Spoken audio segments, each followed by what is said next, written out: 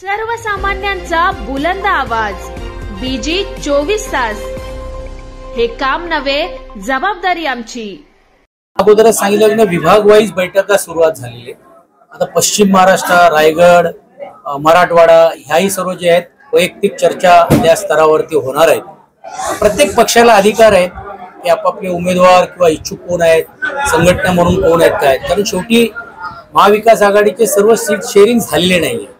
तर हे काय आम्ही आमच्या पक्षात नाही, तुम्ही तर समोर बघितलं तर अनेक लोकांनी इकडनं एबी फॉर्म मिळेल का तिकडनं एबी फॉर्म मिळेल अशी शोधाशोध पण करायला सुरुवात केलेली आहे।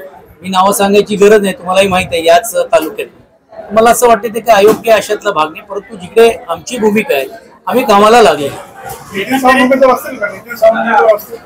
बघा कसं आहे, तो अधिकार काय माझा, किशोरीताई किंवा इकडे बसलेल्या कोणाचाच नाहीये, तो पक्षप्रमुखांचा आहे। आणि पक्षप्रमुख जे आदेश देतील, पक्षप्रमुख जे उमेदवार ठरवतील ती निश्चित होणार आहे। माझे आमदार सुरेश खूप लोक येतील अशी चर्चा आहे।